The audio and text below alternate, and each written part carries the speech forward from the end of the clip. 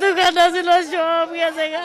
হাজার হাজার বাড়িঘর ভাই ধ্বংস হয়ে গেছে গা, হাজার হাজার বাড়িঘর পুরিয়া শেষ হয়ে গেছে ভাই। বেশি কিছু বাইর করতে পারেনি, অনেকে আবার অনেক কিছু নিয়েও গেছে গা। ওই সিলিন্ডার বাস্ট হয়ে গেছে, কিন্তু উনি যে কইবে এই ওনার হৃদয়ে ছিল না। 4 ঘন্টা ধরে আগুনটা জ্বলতেছে, এখন নিভাইতে পারে। এখানকার একটু প্রতিবন্ধকতা আছে, ঘনবসতি এখানে ভাঙ্গা সাইজ করার দরকার, সেটা করতে দেয় না তারা। রাজপথে করাইলের লোকজন সবাই বস্তির বাসে নামবে। অবস্থা ভয়াবহ ভাই, হাজার হাজার বাড়িঘর ভাই ধ্বংস হয়ে গেছে গা, হাজার হাজার বাড়িঘর পুরিয়া শেষ হয়ে গেছে ভাই।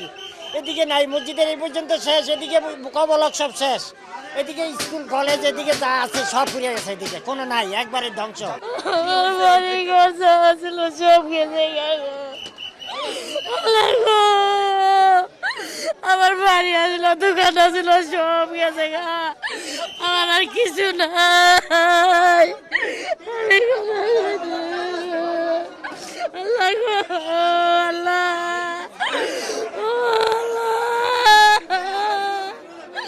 আল্লাহ গো,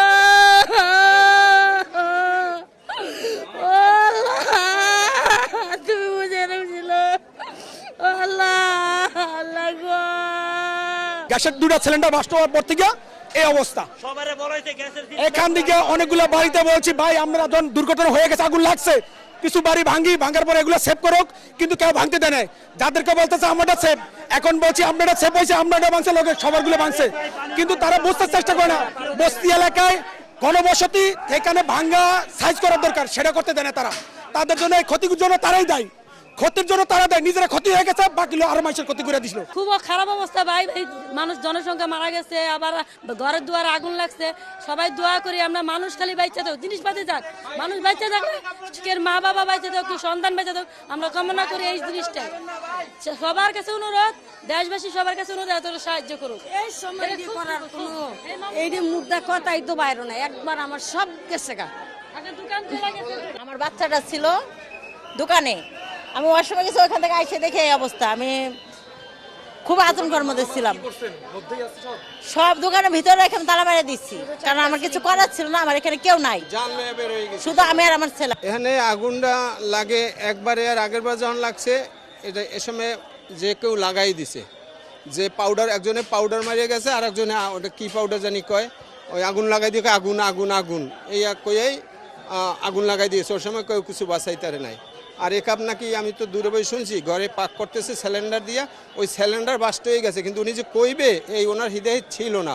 উনি তো আগুন দেখেই বের হয়ে গেছে, এই তো 1 ঘরে 2 ঘরে লাগিয়া আগুন ছড়াই গেছে। আমাদের পাশে জিল আছে, আমাদের পাশে জিল 5 মিনিটের বেশি আগুনটা তো কম সময় ছড়া নাই, প্রায় 4 ঘন্টা ধরে আগুনটা জ্বলতেছে, এখন নিভাইতে পারে। বড় বড় লোকের কানে যাইতেছে না, একটা হেলিকপ্টার পাঠাইলে আমাদের সরকারের কি লস হয়ে যেত, একবার কোটি কোটি লস হয়ে যেত। এত হেলিকপ্টার কি করবো আমরা, মানুষ যদি না বাঁচি, আর আমরা বসতে পারি থেকে আমাদের কোনো দাম নাই।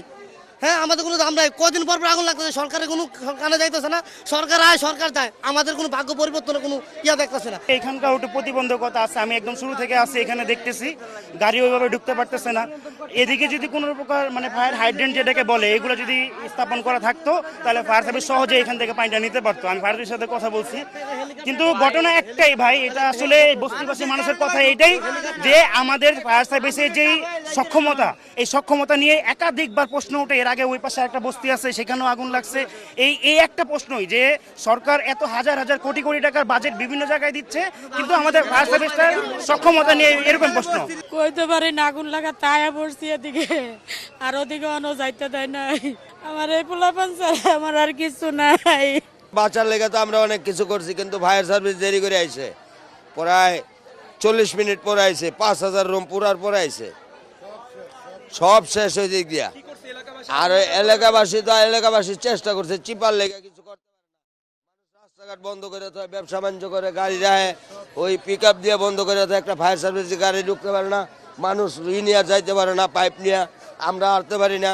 গুলশান 1, 2 বনানী আশেপাশে কিন্তু করাইলের মধ্যে ভোটার বেশি, তাহলে সরকারের জন্য করাইল কিন্তু একটা শক্তিশালী একটা স্থান। তাহলে এখানে যারা থাকে করাইল বস্তিতে, কেউ কোনো কুটিপতি না, সকলে এনে দিন মজুরি, কেউ রিক্সা চালায়, কেউ যে একটা না একটা দিন এনে দিন খায়। যাগো এখন বাসস্থান পুড়ে গেছে, তারা এখন রাত্রে কই থাকবে, তাদের এখন উপায়টা কি? আজকে আপনি দেখেন বাইরের রাষ্ট্রগুলোতে যেমন কি উন্নত, বাইরের রাষ্ট্রের মতো আমরা তো দেশ উন্নত, ব্যাড ট্যাক্স দেয়, আমরা বাংলাদেশে আমরা ব্যাড ট্যাক্স দেই না, ব্যাড ট্যাক্স দিতেছি, তাহলে বাইরের রাষ্ট্রের মতো আমাদের দেশে উন্নতি নেই কেন?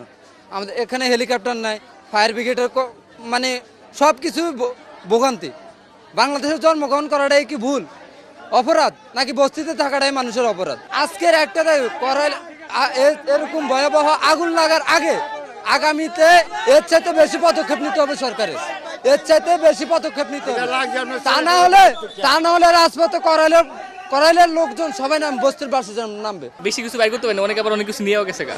আশেপাশের দোকানদাররা কি করছে আপনারা কি দেখছেন? না ওনারা তো ওনাদের জিনিস বাইর করবে না, সবাই তো ওই বেশিরভাগ ক্ষতি হয়েছে ওইখানে, আপনার বাড়িঘর সব পুড়ে গেছে আর সিলিন্ডারে আগুন লাগছে, সমস্যা হচ্ছে এখানে। মূলত আগুনটা লাগছে সিলিন্ডার বিস্ফোরণ হয়ে আস্তে আস্তে ছড়াইছে। যখন ছড়াইছে তখন আমরা দোকানের মাল নেওয়া শুরু করে দিছি। এই ফায়ার সার্ভিস আসছে কিন্তু মানুষের কারণে আগুন নিভাইতে পারতেছে না, বা পানিরও সংকট আসতে একটু লেট হয়ে গেছে। যাক, আশা করি অনেকটাই নিয়ন্ত্রণ হয়েছে। না লিবে না এখন বাকিটা আল্লাহ ভরসা, আল্লাহর হাতে।